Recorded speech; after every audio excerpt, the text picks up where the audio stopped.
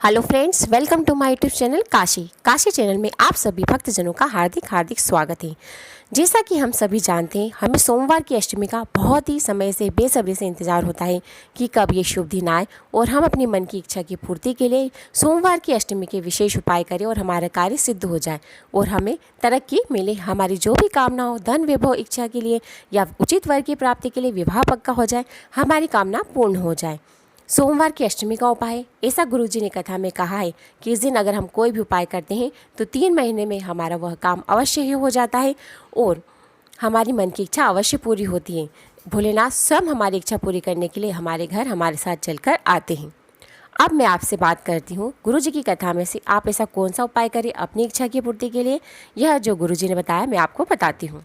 सोमवार की अष्टमी का विशेष दिन है। अब ये वाला जो उपाय है आप दिन भर में कभी भी कर सकते हैं जब आपके पास समय हो। आपको इस उपाय में क्या चाहिए?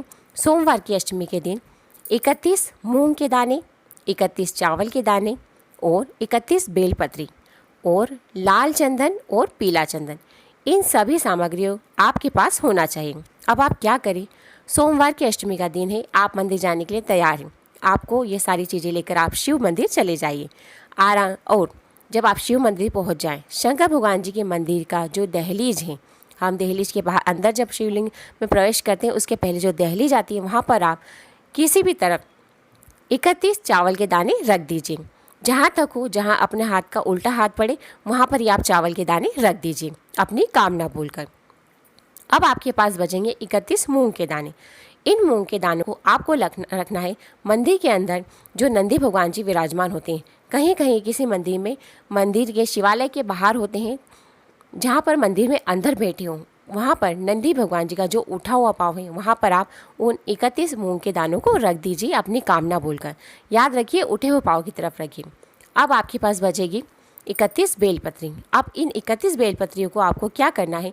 अशोक सुंदरी माता जी का जहाँ पर स्थान है आप वहाँ पर बैठकर एक एक करके बेलपत्री को लीजिए। ऊपर की पत्ती पर आप लगाइए लाल चंदन और जो 2 पत्ती बची है, 2 पत्तियाँ बेलपत्री की बची हैं, उन पर आप लगा दीजिए पीला चंदन और श्री शिवाय नमस्तुभ्यम का मंत्र का जाप अवश्य कीजिए। ओम नमः शिवाय मंत्र का जाप अवश्य कीजिए और 31 बेलपत्री एक के ऊपर एक कर जहाँ पर शिवलिंग में अशोक सुंदरी माता जी का स्थान है, मोटी सी लाइन होती है, उनके ऊपर एक के ऊपर रखते जाइए 31 बेलपत्री और अपनी कामना उन बेलपत्रियों के ऊपर हाथ पर रखकर बोल दीजिए। आपका जो भी काम है वह काम करने के लिए बोल दीजिए। विवाह के लिए चाहते हैं तो उसके लिए बोल दीजिए। आपके घर में धन की कमी है तो उसकी आवक के लिए भी आप इस उपाय को कर सकते हैं, या आप बहुत बीमार रहते हैं तो भी इस उपाय को कर सकते हैं।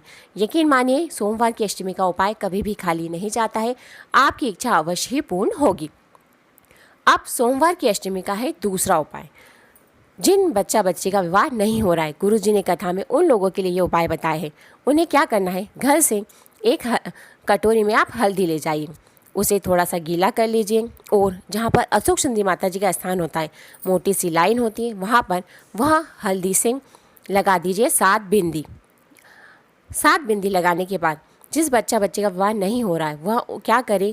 अपने दोनों हाथों की हथेलियों को उन 7 बिंदियों के ऊपर रख दीजिए और हाथों में जो हल्दी लगेगी उसे अपने हाथों में मल लीजिए और आप जाइए पीपल का जहाँ वृक्ष हो, याद रखिए जहाँ पीपल का वृक्ष हो वहाँ पर जाकर आप अपने हल्दी वाले हाथों से 5 छापे लगा दीजिए और अपनी कामना बोल दीजिए कि यह उपाय मैं अपने शीघ्र विवाह के लिए, उचित वर की प्राप्ति के लिए कर रहा हूँ या कर रही हूँ।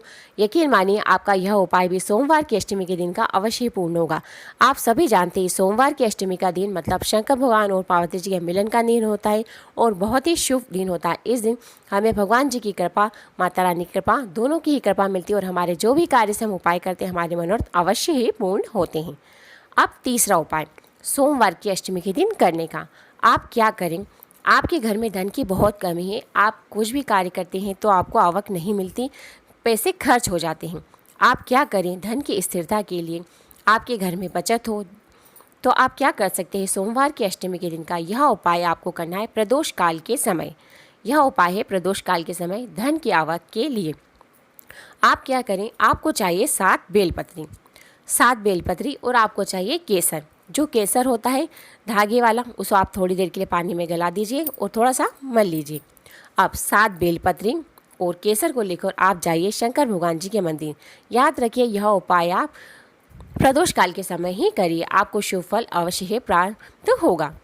आप बैठ जाइए शंकर भगवान जी के मंदिर में, आप केसर रख लीजिए और एक बेलपत्री पर जो ऊपर की पत्ती है, बीच की पत्ती, उस पर आप लिखिए ओम, और जो नीचे की 2 पत्तियां हैं उसमें एक पत्ती पर आर्य शक्ति माँ जगदम्बा का नाम लेकर बिंदी लगा लीजिए, और जो तीसरे नंबर की बेलपत्री की पत्ती बचेगी उसमें आप श्री गणेश जी भगवान और रिद्धि सिद्धि माता का नाम लेकर बिंदी लगा दीजिए। ऐसा आप करते जाइए और बेलपत्री नाथ जी को समर्पित करते जाइए अपनी कामना बोलते हुए। 7 बेलपत्री को आप जब शिवलिंग पर समर्पित कर दें इसी तरह से, तब आप अपनी कामना एक बार और निवेदन करें और थोड़ी देर वहीं पर बैठ जाएं।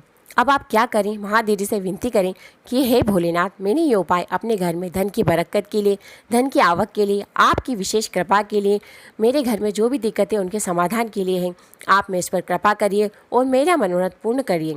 और आप भोलेनाथ जी से वो 7 बेलपत्री ले लीजिए अपने घर के कार्य को सिद्ध करने के लिए, और उन 7 बेलपत्रियों को आप घर पर आकर, तुरंत ही घर पर आकर एक लाल कपड़े में बांधकर या तो मंदिर में रख लीजिए या फिर लॉकर में रख लीजिए। आप यकीन मानेंगे इस उपाय को करने से आपको महीने भर में ही आपका फ़र्क मालूम पड़ने लग जाएगा।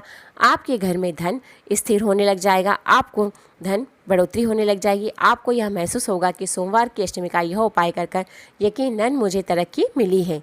अगर आप ये वीडियो देखें तो प्लीज़ इस चैनल को लाइक, सब्सक्राइब, शेयर जरूर करें, और प्लीज़ इस चैनल को सब्सक्राइब कीजिए। मुझे आप लोगों के सब्सक्राइब बटन की बहुत ज़रूरत है ताकि ये चैनल आगे बढ़ सके। Thank you.